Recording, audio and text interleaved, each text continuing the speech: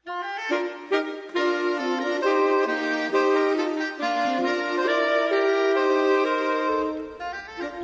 araw po sa bawat isa.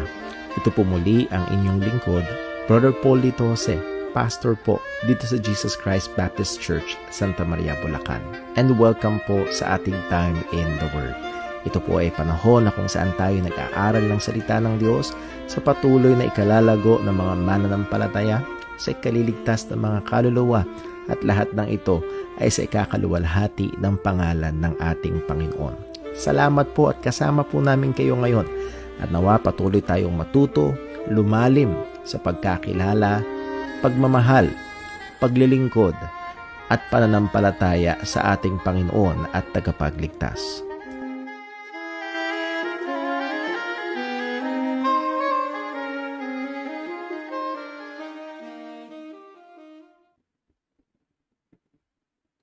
Amen. Isang magandang gabi po sa bawat isa. Una ho ay humihingi ako ng paumanhin sa ating late na pag-start sa ating Time in the Word because of some technical difficulties. Kinakailangan kong lumipat dito sa kabilang bahay for a better internet connection. So muli ho, humihingi po kami ng pasensya sa bagay po na yon. Pero sa biyaya ng Diyos ay we are still able to have our time para mag-aral ng salita ng Panginoon ngayong araw po na ito. Well, ilan ho mo ng mga mabilis na reminders and announcements. Friday night, we have our Time in the Word and also prayer meeting. Pagkatapos, around 7:15 p.m. Pagkatapos sa ating Time in the Word at inaanyayahan at pinapaalalahanan ang mga kapatiran, particularly dito sa JCPC, na ito ho ay isang obligasyon natin na magpanalanginan sa isa't isa. So I would like to encourage and admonish at paalalahan ng bawat isa sa atin na talagang to make time, to make effort, give effort to be present in our online Bible study. And also, sa atin hong bahay-sambahan, salamat po sa Diyos sa mga dumadalo sa atin hong mga gawain. Pero let me just remind us na ang pagtitipon ay essential sa buhay Kristiyano. Baka mamaya ay meron ng mga kapatiran tayo na alam nila, pwede naman silang pumunta sa church, sa biyaya ng Diyos, much more kung sila'y bakunado na. That's another good reason to be at church.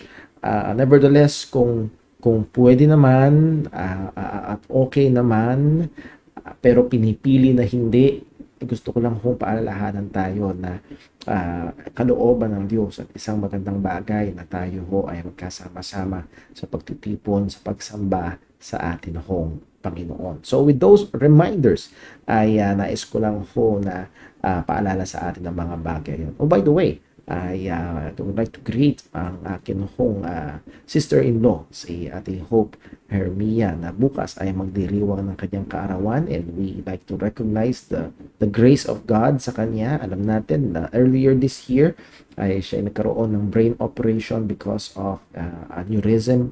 At again, yung soberanong pagkilos ng Diyos sa ganung sa circumstansya na yun ay talagang nakita ko namin. So, salamat sa Panginoon and advance happy birthday to you, Sister Hope Hermia. Well, with that, tayo ho ay dadako ho sa atin hong pag-aaral ngayong gabi. Pero bago yun, tayo ho muna ay manalangin. Let's pray. Panginoong Diyos, aming Ama sa langit, muli kami po ay nagpapasalamat sa iyo. Tunay, napakatapat mo, napakabuti mo. Tunay, Panginoon, ang iyong biyaya. Hindi namin masasaid kung saan sumasagana ang kasalanan, lalong sumasagana ang biyaya at Panginoon. Ito ay totoo sa bawat isa sa amin. Nakaranas ng iyong dakilang pagliligtas.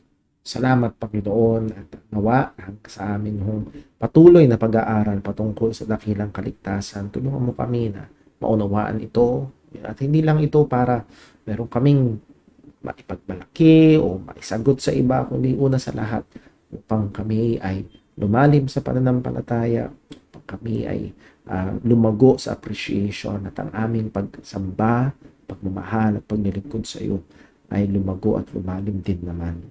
Ilayo mo kami sa kayabangan, O Panginoon, at yun din, O Diyos, aming hiling na siyasatin mo kami ang mga kasalanan namin laban sa iyo, ay aming hinihingi ang iyong kapatawaran.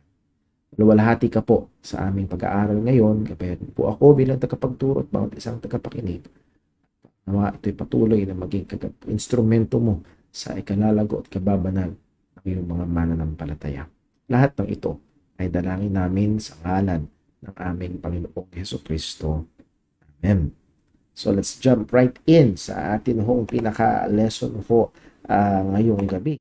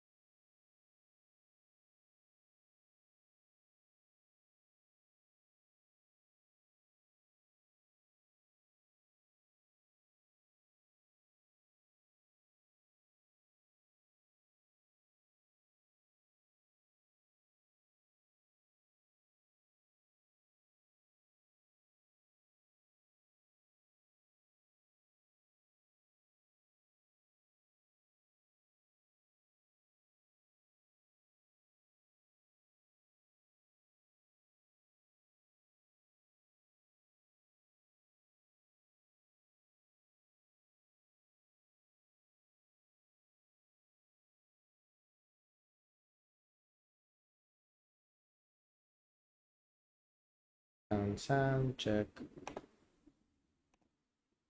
Sound check. Ayun. Ayun, mukhang narinig yun na ho ako ngayon.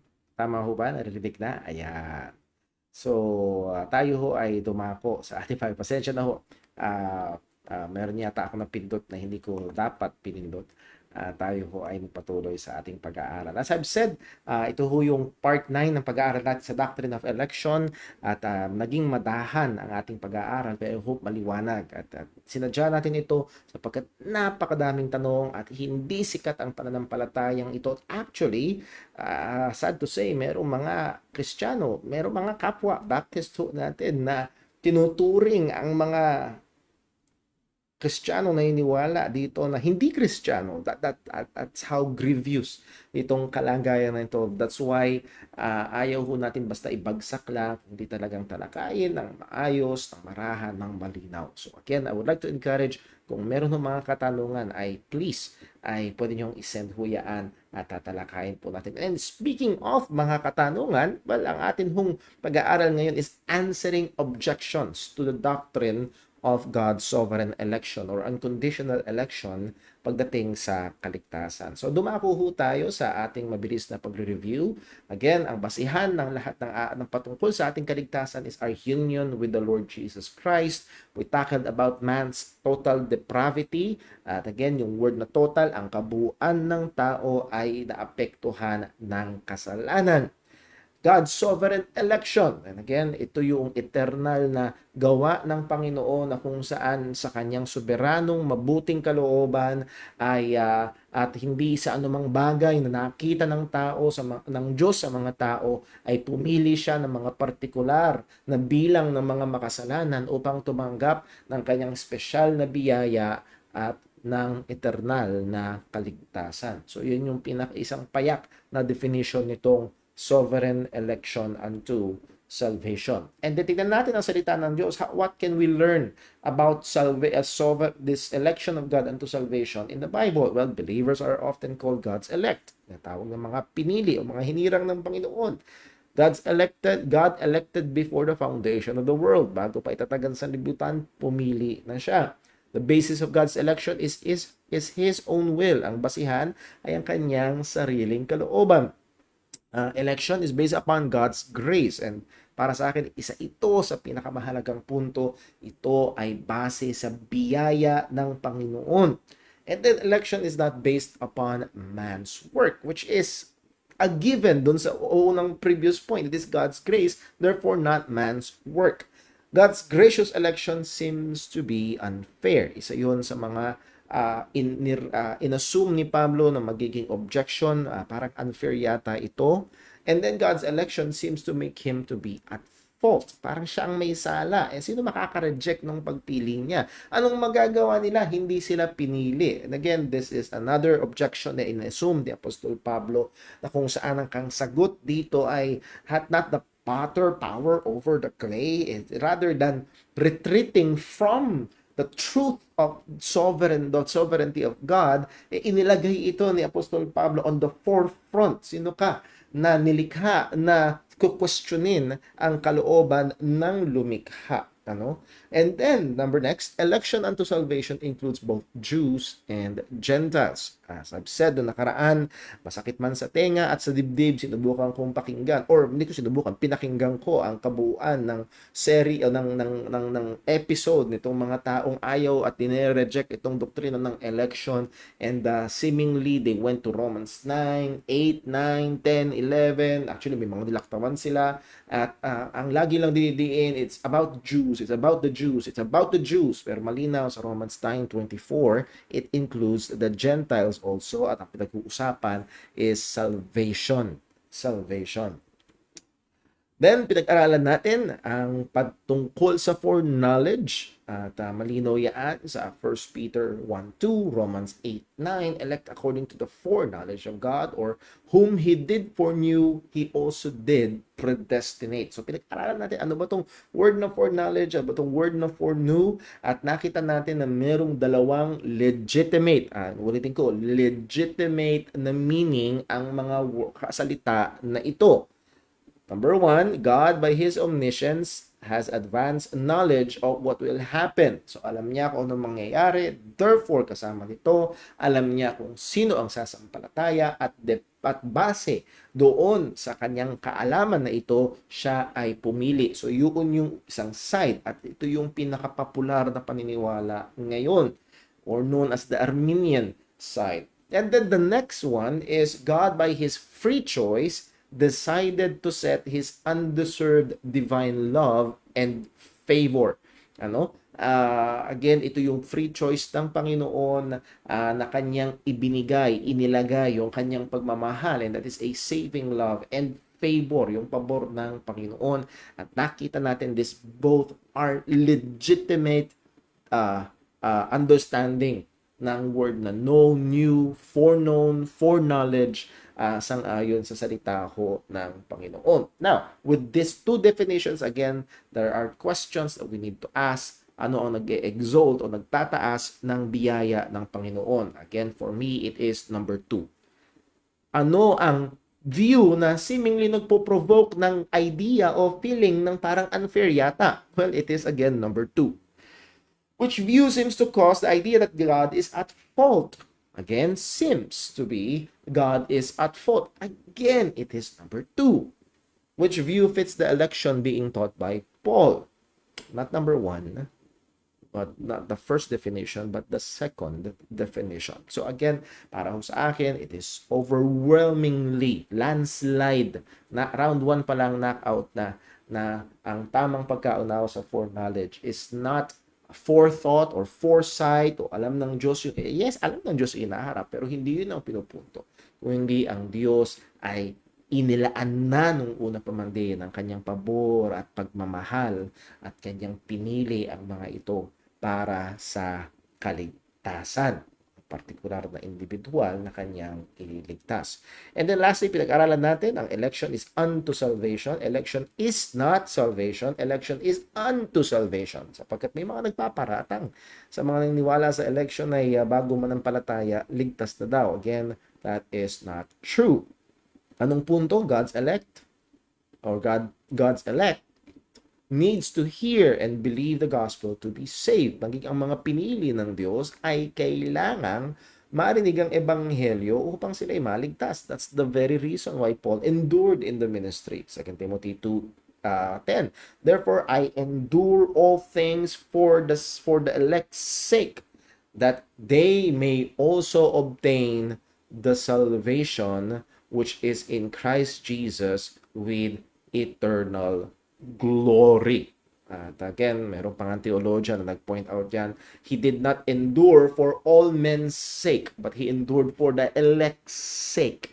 But again, ang punto, itong mga pinili na ito ay dapat they will obtain so future, so hindi pa sila saved but they will obtain salvation. How? Through the preaching and believing the gospel pag ito'y naipangalan sa kanila. So narito ang katotohanan, election does not deny or negate the necessity of evangelism. Contradictory sa madalas na ibinibintang. And again, as we have said, yes, may mga hyper-Calvinists, but they are very, very few. At para gamitin yung napakakaunti para gawing muka ng nakararami is dishonest. Very dishonest. So, election does not deny nor negate the necessity of evangelism. Actually, makikita pa natin, number one, sovereign election gives hope to evangelism. Why? Because man is totally depraved. Ayaw ng tao sa Panginoon. Hindi kaya ng taong sumampalataya sa Panginoon. So, election gives hope na pag may nangaral ng Ebanghelyo, merong maliligtas sapagkat merong pinili ang Panginoon. Number two, sovereign election gives endurance to the evangelists. We have read from Apostle Paul, I endure all things for the elect's sake. So, nagbibigay ito ng pagpapatuloy. Not because ang tao ay sobrang buti, but because God has elected some to salvation. Election is to salvation. Election is to salvation. Election to salvation is a part of overall absolute sovereignty of God in all things. Ito'y bahagi lamang. Ang Diyos ay soberano sa lahat ng bagay at bahagi ng kanyang pagiging soberano ay patungkol sa kaligtasan. As Romans 11:36, for of Him and through Him and to Him are all things. So walang puwera dito. To whom be glory forever. Amen. Now, ano yung isang objection tinalakay natin last time? God in His sovereignty decreed that salvation will be based on man's will. So, yun yung isang madalas na sinasabi. Well, yes, sovereign ng Panginoon, pero sa kanyang pagiging soberano, ang kanyang ginawang batas o batayan o ano man, ay para bang bahala ang tao mag-decide. So, in His sovereignty, ay inilagay niya, kumbaga yung bola, ipinasa niya sa tao. Okay? So, out of His sovereignty, yung bola, pinasa niya sa tao. Depende sa tao kung ano ang kanyang gagawin. Again, anong sagot? Do not forget the truth of man's total depravity. Again, this objection ay walang tatayo ang matibay. Sapagkat kung babase sa kalooban ng tao, anong kalooban ng taong makasalanan? Sangayon sa Bible, men love darkness rather than light. So, huwag nating kakalimutan yung bagay o yung katotohanan na yun. So, let's go to answering objections. So, ngayong gabi, susubukan nating sumagot sa tatlo and then next time sa ilan pang mga objections patungkol sa doktrinang ito. Now, let me just give some notes. We will not be able to answer all questions. Hindi masasagot lahat ng mga katanungan. At kung sakali mang subukan nating sagutin ang lahat ng mga katanungan, may mga sagot na maaaring hindi maging agreeable to those who disagree. Kahit na anong paliwanag, just because they have decided na disagree sila, wala na. So again, this debate about election unto salvation has been going on for thousands of years, for hundreds of years sa Christian history, at hindi natin, at wala man lang akong hinagap na kaisipan na itong lesson na itong magsesettle sa lahat ng problema. There will be questions still. And hindi ko lang nailagay dito, isa sa mga mahihirap na questions actually or objections is not actually theological but more on emotional. Ulitin ko ho, maraming mga objections sa doktrina ng election is not actually theological but emotional. Kagaya na lang nung inassume ni Pablo, parang unfair yata. Inassume ni Apostol Pablo na yun ang isa sa mga magiging objection. Again, over and over, yun ay ino-object laban sa doktor. Unfair, unfair, unfair. As we have seen, not so. At kagaya ng sinabi ni John MacArthur, you don't want to talk about fairness. Ayaw mong pag-usapan ng pagiging patas pagdating sa kaligtasan sapagkat kung ang Diyos ay magiging patas, lahat tayong makasalanan ay pupunta sa kapahamakan. When it comes to salvation, we stand only on grace. Our hope is only on the grace of God, and praise be to God, His election is based upon grace. And then, there are questions that has been answered along our lessons. So, along the way, ng lesson natin, like the question about free will. Paano ang free will ng tao, Brother Paul? Well, itong free will na ito ay nakakulong sa pagiging makasalanan ng tao. Maybe that's the best picture, ano? May kalayaan ng free will ng tao sa loob ng kulungan ng kasalanan. Dahil ang tao ay patay sa kasalanan, alipin sa kasalanan, ang tao ay, sabi ng salita ng Diyos, anak ng dyablo, anak ng demonyo, anak ng pagkagalit, anak ng pagsuway, ang tao ay mahal ang dilim kaysa sa liwanag. And all of this, ang puso, ang isip, ang damdamin, ang kalooban ng tao ay apektado ng kasalanan. Maging ang katawan ng tao, ang kabuuan ng tao ay apektado ng kasalanan. Therefore, itong free will na ito, pag pinahintulutang mag-decide, it will pick darkness. Mas pipiliin ang dilim kaysa sa liwanag. Pinag-aralan natin ang patungkol sa foreknowledge. At again, ang ibig sabihin nito is foreloved. Inibig na ng Panginoon nung una pa. Pinagdaanan na ng pabor ng Panginoon nung una pa at pinili sila ng Panginoon. So, at then, meron pa tayo ibang mga nadaanan na at for the sake of time, hindi natin ito muling tatalakayin. At kung sakaling ngayon lang ho kayo nakakasama sa ating pag-aaral, I would like to encourage you to go back to our previous lessons para sa mga bagay po na yun. So, let's go to question number 1.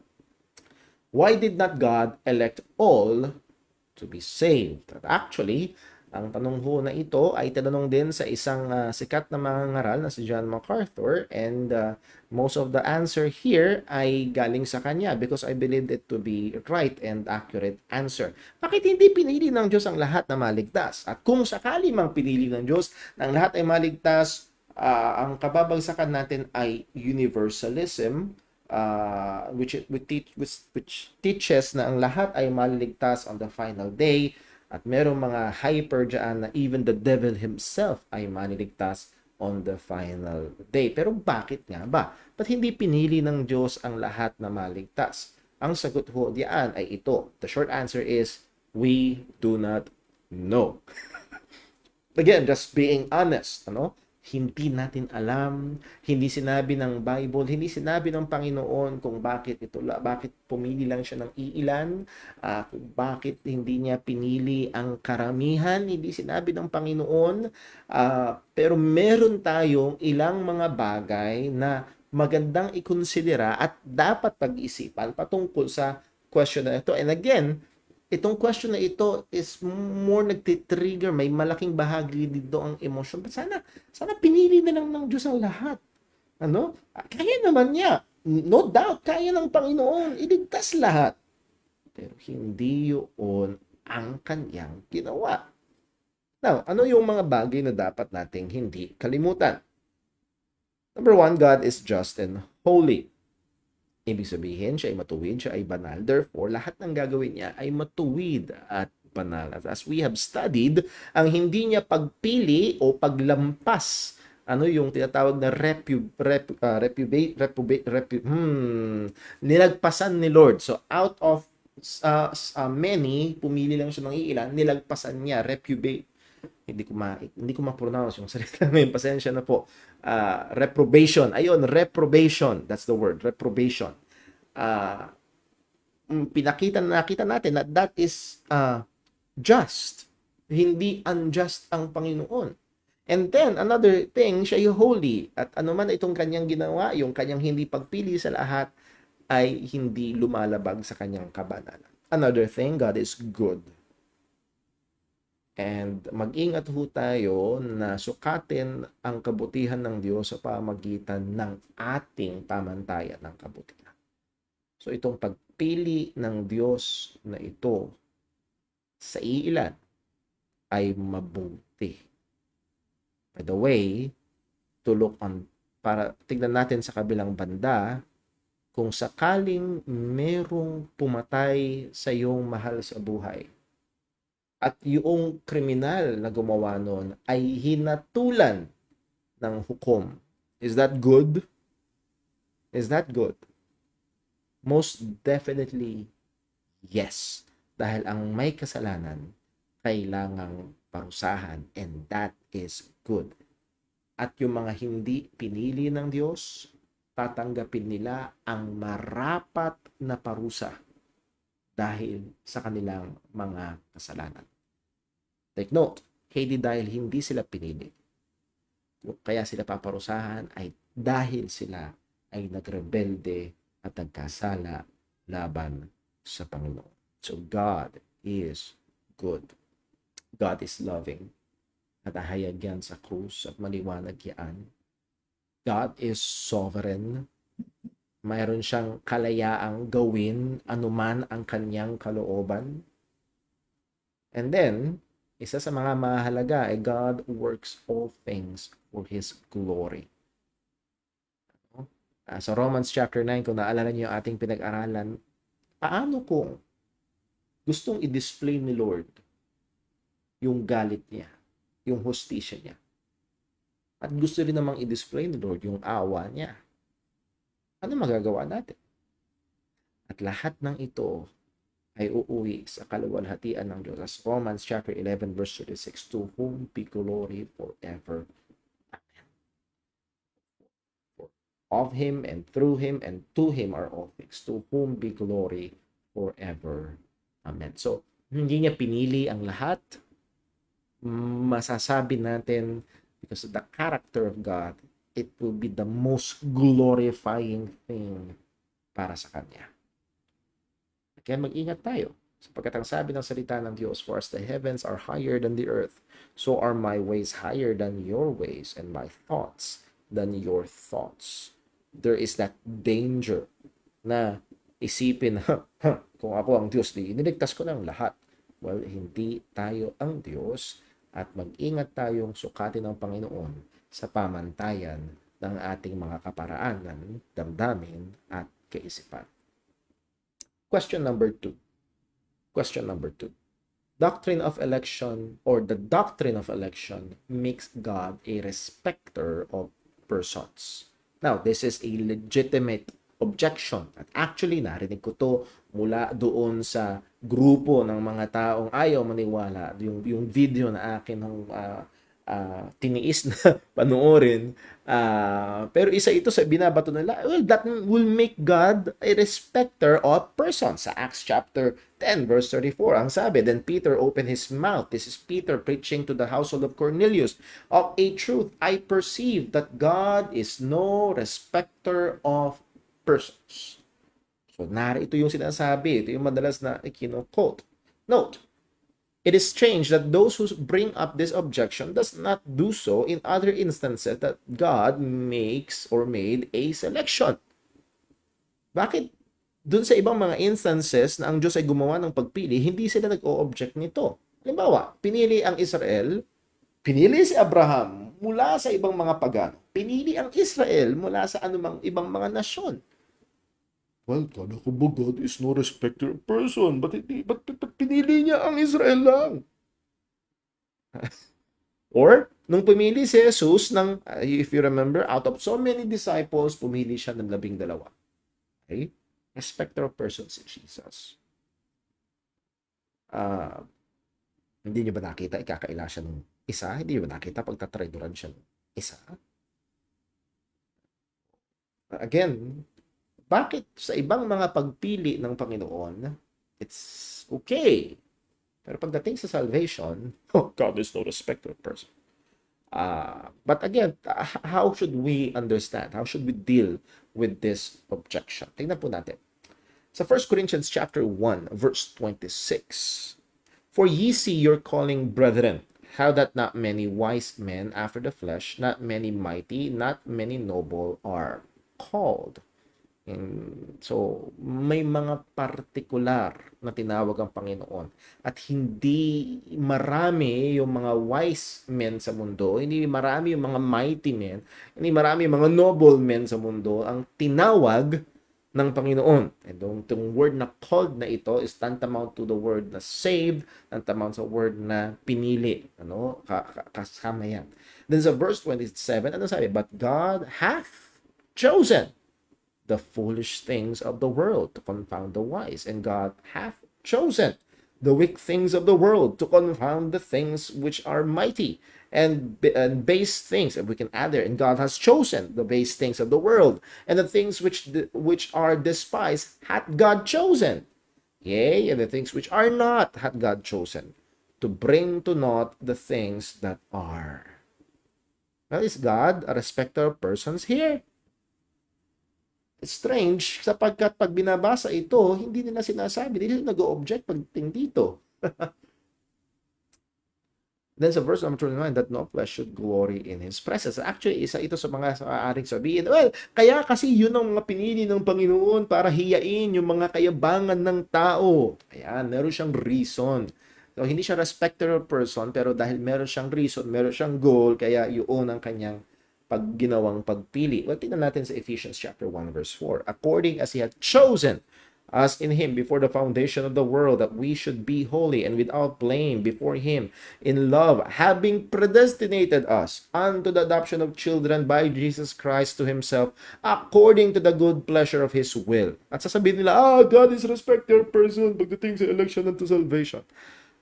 Well, sa verse 6, to the praise of the glory of His grace. Meron din siyang objective. Meron din siyang layunin. Again, yung ginagamit nila dito sa 1 Corinthians 1 verse 26 and forward hanggang 29 ay lalapat din dito sa pagpili ng Diyos ay kaliligtas. So now again, unawain pa natin. So, pinakita ko lang ho ito para makita natin na hindi talaga itong pagpili ng Diyos ay kaliligtas ay hindi lumalapat yung pagsasabi na ang Diyos ay nagiging respecter of persons.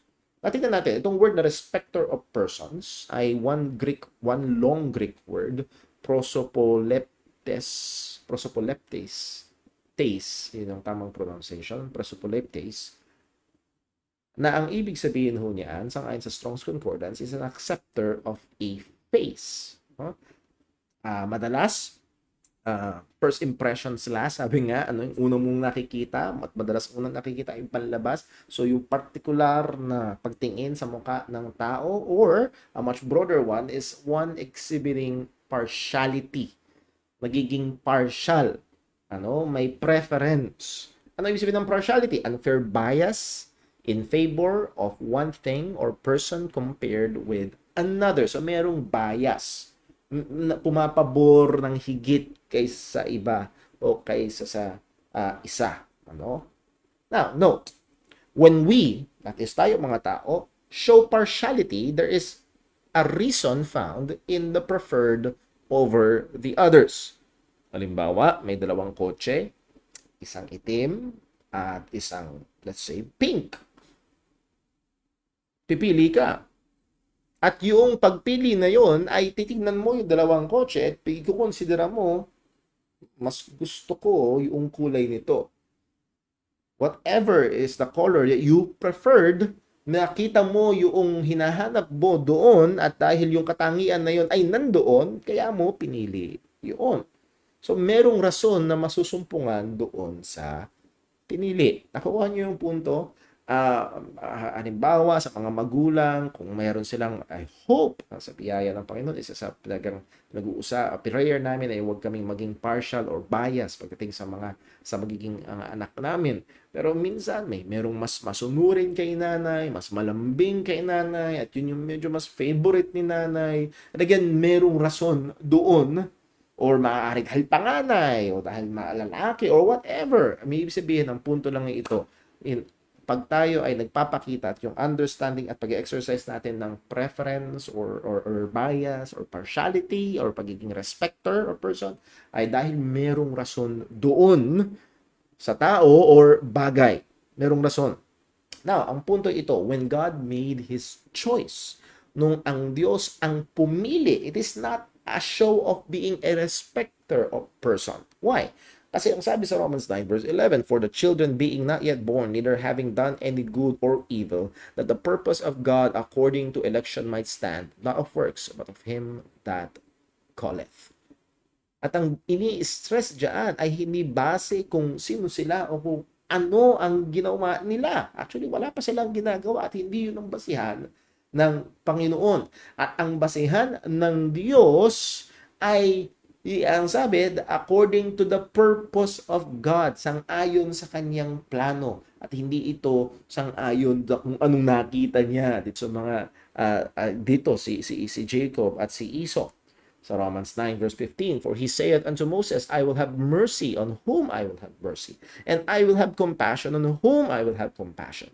So then it is not of him that willeth, nor of him that runneth, but of God that showeth mercy. Malinaw sa verse 16, wala sa kanya na may kalooban at wala sa kanya na nag-e-effort.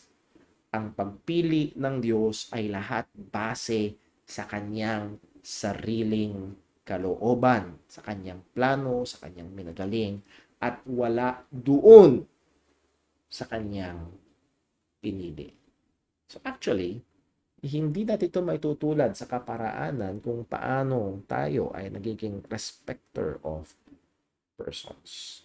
So, hindi ito lalapat na objection pagdating sa Panginoon. Mula sa same lump of sinners, God made a choice at yung basihan ay wala doon sa mga pinili niya, kundi sa kanyang mabuti at pantay at matuwid at banal na kalooban. So no, it does not make God a respecter of persons. Sapagkat hindi siya pumili sang-ayon sa anumang bias or merit na meron doon sa taong pinili niya. Number 3, at ito ang isa sa mga pinakasikat, madalas na maririnig, madalas na isasagot ng mga ayaw ng election unto salvation. The Bible said, whoso madalas doon lang natatapos, whosoever believe. Sabi ng Biblia, kahit na sino. At again, the most quoted verse about this is John 3:16. For God so loved the world that He gave His only begotten Son, that whosoever, o tingnan mo na, whosoever, and again, dun sa video na pinanood ko, isa ito sa mga and others, isa ito sa mga madalas, whosoever, ang sabi ng Biblia, kahit na sino daw, kahit sino daw, kahit sino daw. Whosoever believe it, ano yun? Kahit sino daw na sumampalataya. Walang pinili ang Diyos kasi kahit sino na sumampalataya ay hindi mapapahama kundi merong buhay na wala hanggan. So, how can we rightly understand? Or talaga nga ba na ang doktrina ng election ay hindi lalapat sa salita ng Diyos or laban dito at meron tayong maling pagkaunawa sa doktrina ng election? So let's try to dig in deeper. Anong sagot dito? This verse is one of the most often used verse to try to refute the truth of God's sovereign election. God has done His part at ito yung thinking na na madalas sinasabi using this verse. Ginawa na ng Diyos yung parte niya, kumbaga binili niya na, inihanda niya na, okay na, lahat-lahat patungkol sa kaligtasan ay ginawa na ng Diyos.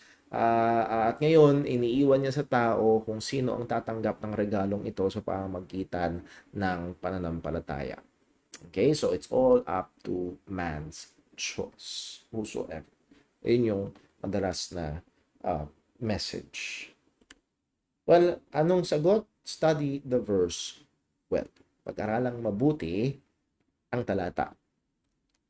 Recognize that a well-familiar verse and traditional understanding of it may not be the correct or best interpretation of it. Ating kilalanin na ang isang pamilyar na talata at ang tradisyonal na pagkaunawa at ang madalas. Habang pinag-aaralan ko ito, I was made aware ng may mga pagkakataon na mali ang pagkakagamit o pagkakapaliwanag ko nitong John 3:16, and hopefully this will set things straight, or mas magiging maliwanag. Pero meron tayong sobrang pamilyar, sobrang madalas nating naririnig, ito na yung tradisyonal na pagkaunawa doon sa talata. Maganda yung sinabi ng isang Kristiyanong mangangaral, si John Storm, ang pangalan niya. Mag-ingat tayo doon sa mga tradisyonal na paliwanag. Bakit? Baka hindi yun ang tamang pagkaunawa o interpretasyon nito. That word whosoever believeth, again, pag tignan mo pa nga sa Tagalog o sa ang Biblia, sino man sa kanya'y sumampalataya. So, look at this. It makes it sounds na ito ay conditional or prerequisite.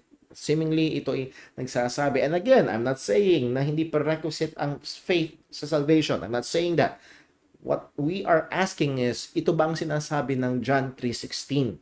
Ang John 3:16 ba ay nagsasabi na ang mensahe ba nito ay ang sinumang sasampalataya o sumampalataya ay magkakaroon, hindi mapapahamak at magkakaroon ng buhay na walang hanggan. Seemingly, nagsasabi ito na ito yung kondisyon para ka hindi mapahamak, ito yung kondisyon o prerequisite para ka magkaroon ng buhay na walang hanggan. Kailangan mong sumampalataya kay Jesus. Ito ba yung sinasabi ng John 3:16? Again, gusto ko liwanagin, hindi natin sinasabing hindi prerequisite ang faith to be saved, pero ang ating tinatanong, ito ba ang mensaheng sinasabi ng John 3:16? Now, let's follow me as we study this. The word believeth. At again, not always, pero madalas sa King James, isa sa mga lamang nito ay na-identify ang nabibigyang pansin yung pagiging present tense ng isang verb. Pisteuon, na pag word study ho kayo, this is a verb derived from the word pistis, meaning faith, or dito naman yung pagsampalataya, pisteuon.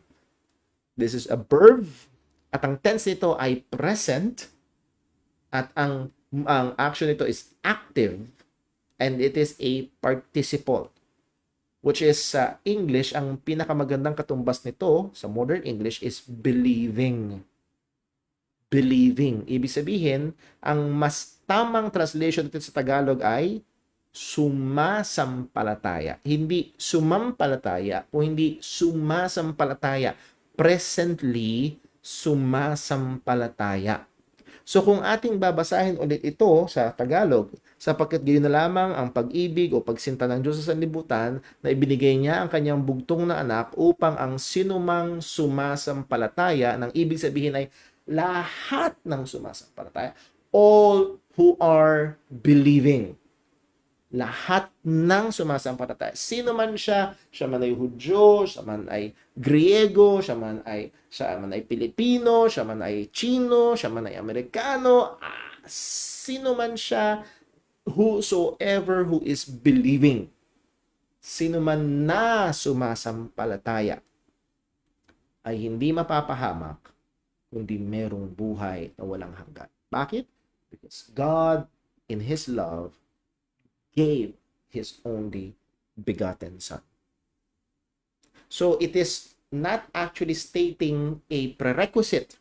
Ang John 3:16 ay hindi nag-i-state ng prerequisite, kundi ang John 3:16 ay nag-i-state ng truth, isang katotohanan na lahat ng sumasampalataya ay siguradong hindi mapapahamak, siguradong may buhay na walang hanggan dahil sa pag-ibig binigay ng Ama ang kanyang bugtong na anak. Ito ang pinaka-mensahe ng John 3:16. Now, ang tanong, so ito yung sinabi natin kanina, sumasampalataya. It is not stating a prerequisite to have eternal life, but stating the privilege of those who are already and continues to exercise faith in Christ. Sumasampalataya na sila at patuloy silang sumasampalataya, at itong mga sumasampalataya kay Jesus ay hindi mapapahamak, kundi merong buhay na walang hanggan. Listen to the difference. Hindi sinumang sasampalataya, as in condition sa future na mangyayari, kung hindi lahat ng sumasampalataya. Yun ang binibigyang diin nitong John 3:16. 16. So all who are believing in the Son have everlasting life because God gave Jesus to save. So ito yung sinasabi niya 3:16. Now, ang question ay sino ba yung sumasampalataya? Sino yung sumasampalataya sa anak? Well, pag tinignan natin sa John 3 verse 3, Jesus answered and said unto him, Verily, verily, I say unto thee, except a man be born again, he cannot see the kingdom of God. Hindi niya makikita, hindi niya ma-perceive itong kaharian ng Panginoon at malinaw, hindi siya sasampalataya. So, ang isa sa prerequisite para siya ay malagay doon sa kategory na sumasampalataya, kailangan niya munang ipanganak na muli na soberanong kilos ng banal na espiritu. So, sino yung sumasampalataya? Ang sumasampalataya ay yung mga pinanganak na muli ng banal na espiritu. Sa John 6 verse 65, and he said, therefore said I unto you, that no man can come unto me except it were given unto him of my Father. Wala daw makakalapit kay Kristo, at ang ibig sabihin niyan sa context is lalapit sa kanya not physically, kundi lalapit sa kanya by faith, sasampalataya sa kanya, at wala daw sasampalataya sa kanya liban na ibigay sa kanya ng Ama. Again, sino yung sumasampalataya? Yung mga taong pinanganak ng banal na espiritu. Sino yung sumasampalataya? Yung mga taong binigyan ng Ama ng pananampalataya. Sa John chapter 6 verse 37, all that the Father giveth me shall come to me, and him that cometh unto me will I no wise cast out. Actually, nabasa ko ito sa isang comment doon sa mga ayaw sa election. Actually, ito yung ginamit niyang verse, at ginamit niya yung second half lang. Him that cometh to me will I no wise cast out. Yung daw lalapit kay Kristo, at ang punto niya, sino mang lalapit kay Kristo ay hindi ika-cast out. Now, sino ba yung lalapit kay Kristo? First part, all that the Father gave to the Son. Lahat ng binigay ng Ama sa anak, lalapit sa anak. At lahat ng lalapit sa anak na yon ay hindi tatanggihan o hindi ikakatwa, hindi tatanggihan, hindi ka-cast out ng ating Panginoong Kristo. So, sino ang sumasampalataya? Yung born again. Sino yung sumasampalataya? Yung binigyan ng pananampalataya ng Ama. Sino yung sumasampalataya? Yung ibinigay ng Ama sa anak. Sino yung sumasampalataya? John 10 verse 25. Jesus answered them, I told you, and ye believe not. So dito may mga religious leaders na nagtatanong kay Jesus, kung ikaw nga ang Kristo, sabihin mo sa amin ng plainly. Ano? Gusto na word for word, sabihin mo ikaw ang Kristo. Sabi ni Jesus, sinabi ko na. Pero hindi kayo nanampalataya. Ang mga gawa ko, the works that I do in my Father's name, they bear witness of me. But, verse 26, but ye believe not. Pero hindi kayo sumampalataya. Why? Hindi dahil kulang ng paliwanag, hindi dahil kulang ng himala. Ye believe not because ye are not my sheep. As I told you, as I said unto you. Ang sasampalataya lang ay yung tupa.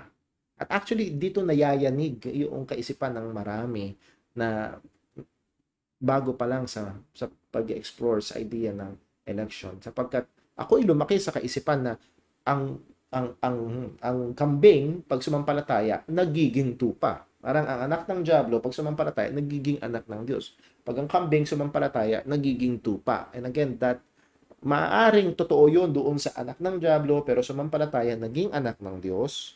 Yung nasa kaharian ng dilim, nung sumampalataya nalipat sa kaharian ni Kristo. Again, that is true.